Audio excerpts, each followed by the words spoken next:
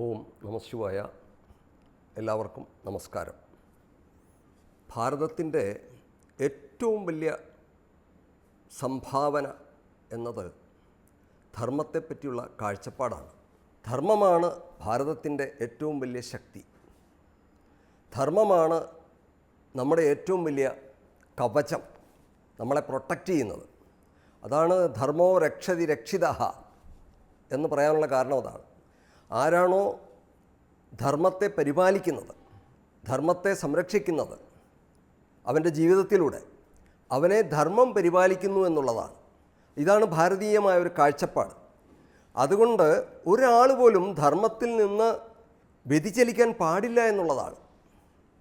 അപ്പോൾ ധർമ്മത്തിൽ നിന്ന് വ്യതിചലിച്ചാൽ എന്ത് സംഭവിക്കും? ധർമ്മത്തിൽ നിന്ന് വ്യതിചലിച്ചാൽ സമൂഹം ഛിന്നഭിന്നമായി പോകും. സമൂഹത്തിലെ എല്ലാ കെട്ടുറപ്പുകളും ഇല്ലാതെയാകും. നമ്മുടെ അമ്മയും മകനെയും അല്ലെ മകളെയും തമ്മിൽ, ഭാര്യയും ഭർത്താവിനെയും തമ്മിൽ, അല്ലെങ്കിൽ ബന്ധുജനങ്ങളെ തമ്മിൽ, അല്ലെങ്കിൽ സമൂഹത്തെ ഒന്നിച്ച് നിർത്തുന്ന ഘടകം, അല്ലെങ്കിൽ രാഷ്ട്രത്തെ ഒന്നിച്ച് നിർത്തുന്ന ഘടകം ഏതാണെന്ന് ചോദിച്ചു കഴിഞ്ഞാൽ ചേർത്ത് നിർത്തുന്നത് ധർമ്മമാണ്. അതുപോലെ എല്ലാ മതങ്ങളെയും നമുക്ക് സ്വീകരിക്കാൻ സാധിക്കുന്നത് ഈ ധർമ്മബോധം കൊണ്ടാണ്. അപ്പോൾ എപ്പോഴാണോ ഈ ധർമ്മബോധം മനുഷ്യ മനസ്സിൽ നിന്ന് ഇല്ലാതാകുന്നത്, അന്ന് ഒരു കാര്യം സംഭവിക്കും. സ്വാർത്ഥത പെരുകും, അഹങ്കാരം പെരുകും.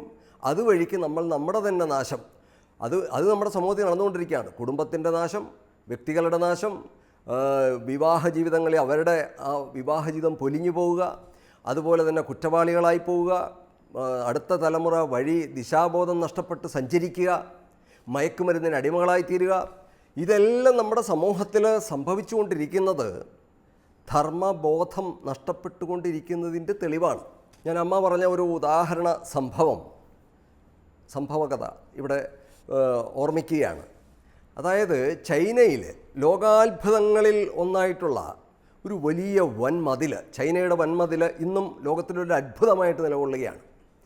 ഈ വൻമതിൽ ഉണ്ടാക്കിയതിൻ്റെ ഉദ്ദേശം മറ്റൊന്നുമല്ലായിരുന്നു. ശത്രു രാജ്യങ്ങളുടെ ആക്രമണം വന്നാൽ അത് പെട്ടെന്ന് ആ രാജ്യത്ത് കടന്നു വന്ന് ആക്രമിച്ചാൽ ഉണ്ടാകുന്ന ഭവിഷ്യത്ത് ഒഴിവാക്കാൻ വേണ്ടിയിട്ടാണ് ഈ വൻമതിൽ കെട്ടിയതെന്നാണ്. അപ്പോൾ ഈ വൻമതിൽ കെട്ടിക്കഴിഞ്ഞപ്പോൾ ലോകത്തിൽ ഒരു രാഷ്ട്രത്തിനുമില്ലാത്ത അത്രയും ശക്തമായ മതിലാണ് അതിർത്തിയായിട്ട് നിശ്ചയിച്ച ഭാഗത്തെല്ലാം കെട്ടിയുറപ്പിച്ചത്. ഇനി ഒരു ശത്രുവിന് പോലും ആ രാജ്യത്ത് കടന്നു വന്ന് ആക്രമിക്കുവാൻ കഴിയില്ല എന്ന് ആ രാജ്യത്തെ ജനങ്ങൾ വിശ്വസിച്ചു. ആത്മവിശ്വാസം അവർക്ക് കൂടി.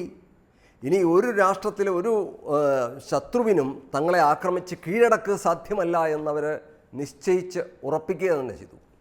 പക്ഷേ വളരെ കുറഞ്ഞ കാലം കൊണ്ട്, അത്ഭുതമെന്ന് പറയട്ടെ, ഈ ചൈനയുടെ വൻമതിൽ ഭേദിച്ച് ശത്രുക്കൾ അകത്ത് കടക്കുകയും രാജ്യത്തെ ആക്രമിക്കുകയും ആ ഭരണത്തെ നിഷ്കാസനം ചെയ്യുകയും ചെയ്തു എന്നാണ്.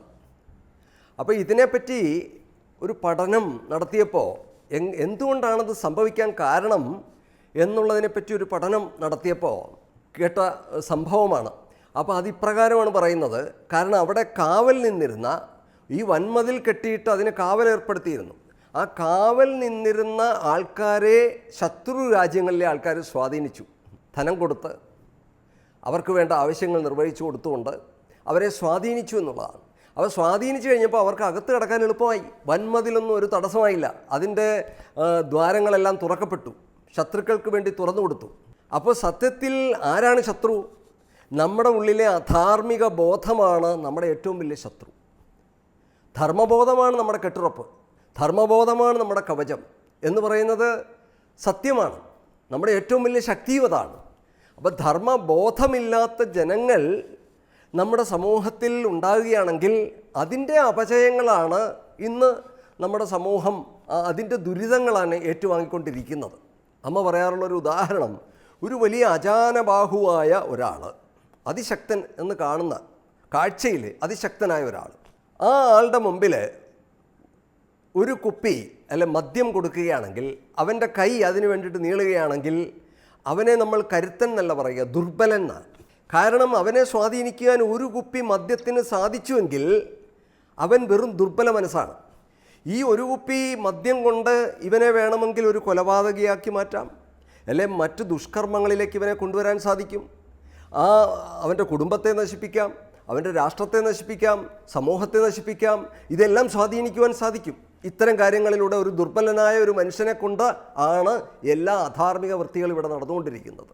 അപ്പോൾ കരുത്തനായ ഒരു മനുഷ്യൻ എന്ന് പറയുമ്പോൾ ഭാരതം ഉദ്ദേശിക്കുന്നത് ധർമ്മബോധമുള്ളവൻ, ആ ധർമ്മത്തെ സ്വന്തം ജീവിതത്തിൽ പ്രാവർത്തികമാക്കിയവൻ, ധർമ്മബോധത്തിൽ നിന്ന് വ്യതിചലിക്കാതെ സഞ്ചരിക്കുന്നവൻ, അവനെയാണ് ധീരൻ നമ്മൾ വിളിച്ചത്. അവൻ പ്രലോഭനങ്ങളിൽ വഴങ്ങില്ല, അവൻ ഭീഷണികളിൽ വഴങ്ങില്ല. അത്തരം കാര്യങ്ങൾ കൊണ്ടൊന്നും അവനെ സ്വാധീനിക്കുവാൻ സാധിക്കില്ല. യഥാർത്ഥ ധർമ്മബോധമുള്ളവരെ സ്വാധീനിക്കുവാൻ അവർക്ക് സാധിക്കില്ല എന്നുള്ളതാണ്. ശ്രീരാമകൃഷ്ണദേവൻ്റെ അച്ഛൻ പിതാവിനെ പറ്റി പറയാറുണ്ട്, അദ്ദേഹം വളരെ സത്യസന്ധനായിരുന്നു. അദ്ദേഹം ഒരു കള്ളസാക്ഷി പറയാൻ വേണ്ടിയിട്ട് അവിടുത്തെ ഒരു ജന്മി കൂട്ടിക്കൊണ്ടുപോകാൻ വന്നപ്പോൾ അദ്ദേഹം പറഞ്ഞു പറ്റില്ല എന്ന് പറഞ്ഞു. അതുകൊണ്ട് ഒരുപാട് ഉപദ്രവം ഈ മനുഷ്യനുണ്ടായി എന്നാണ്. ആ സാധു ബ്രാഹ്മണനുണ്ടായി, അദ്ദേഹത്തിന് ആ ഗ്രാമം വിട്ടു പോകേണ്ടി വന്നു എന്നാണ്. എന്നിട്ടും അദ്ദേഹം കള്ളം പറയാൻ കൂട്ടാക്കിയില്ല എന്നുള്ളതാണ്. സത്യത്തിന് വേണ്ടി നിലകൊണ്ടു, ധർമ്മത്തിന് വേണ്ടി നിലകൊണ്ടു. കള്ളസാക്ഷി പറഞ്ഞിരുന്നെങ്കിൽ അദ്ദേഹത്തിന് അവിടെ തന്നെ താമസിക്കായിരുന്നു. പക്ഷേ അദ്ദേഹം കുടുംബത്തോടു കൂടി ആ നാട് വിട്ടുപോയി. പക്ഷേ ഈശ്വരാനുഗ്രഹം കൊണ്ട് മറ്റൊരാൾ അദ്ദേഹത്തിൻ്റെ ഒരു സുഹൃത്ത് അവിടെ സഹായിക്കാൻ എത്തി എന്നുള്ളതാണ്. അപ്പോൾ നമുക്കറിയാം, അപ്പോൾ ഈ ദുർബലനായ ഒരു മനുഷ്യൻ എന്ന് പറഞ്ഞു കഴിഞ്ഞാൽ ഇത്തരം കാര്യങ്ങളിലൊക്കെ സ്വാധീനിക്കപ്പെടുന്നുണ്ടെങ്കിൽ നമ്മൾ അവരെയാണ് ദുർബലന്മാരെന്ന് പറയുക. അപ്പോൾ ഈ അടുത്ത സമയത്തൊരു പത്രത്തിൽ കുറച്ച് നാൾ മുമ്പ് ഒരു വാർത്ത കണ്ടിരുന്നു. അതായത് മാഹിക്കടുത്തുകൂടി മദ്യം കൊണ്ടുപോകുന്ന കേസുകൾ നിറച്ചുകൊണ്ട് പോവുകയാണ് ഒരു വണ്ടി. അതിൽ നിന്ന് കുറച്ച് കേസുകൾ താഴെ വീണു.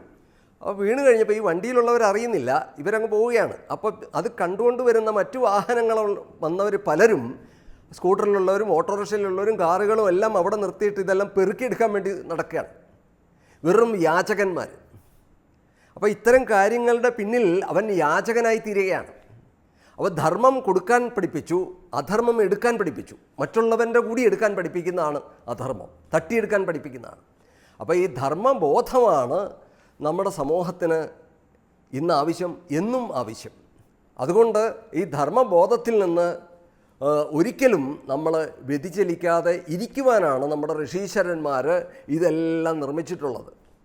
വേദമാണെങ്കിലും ഇതിഹാസങ്ങളാണെങ്കിലും പുരാണങ്ങളാണെങ്കിലും സ്തുതികളാണെങ്കിലും കാവ്യങ്ങളാണെങ്കിലും എല്ലാം ഇതെല്ലാം ധർമ്മബോധത്തിലേക്ക് നയിക്കുവാൻ വേണ്ടി ഉണ്ടായതാണ്. യഥോ ധർമ്മസ്ഥതോ ജയ എന്നുള്ള മഹാഭാരതത്തിലെ വളരെ പ്രധാനപ്പെട്ട വാക്യം തന്നെ എടുത്തു നോക്കുക. ഇത് ഗാന്ധാരി പറഞ്ഞതാണ്. അധർമ്മം ചെയ്ത സ്വന്തം മക്കൾ ആ വംശത്തെ മുഴുവൻ മുടിച്ചു. അപ്പോഴും ആ അമ്മയുടെ പ്രാർത്ഥന എവിടെയാണോ ധർമ്മം അവിടെയാണ് വിജയം എന്നുള്ളതായിരുന്നു. അപ്പോൾ ധർമ്മത്തിന് എന്നും വിജയം ആശംസിച്ചിട്ടുള്ളവരാണ് നമ്മുടെ ഭാരതീയർ. ധർമ്മമേ ജയിക്കൂ, അവസാനം ധർമ്മമേ നിലനിൽക്കൂ. മറ്റുള്ളതെല്ലാം അധർമ്മത്തിൽ കെട്ടിപ്പടുത്ത സാമ്രാജ്യങ്ങളെല്ലാം തകർന്ന് തവിടുപൊടി ആയിപ്പോകും.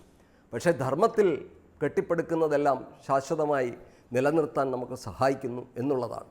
അതിന് നമുക്ക് കഴിയട്ടെ എന്ന് പ്രാർത്ഥിക്കുന്നു. നന്ദി, നമഃശിവായ.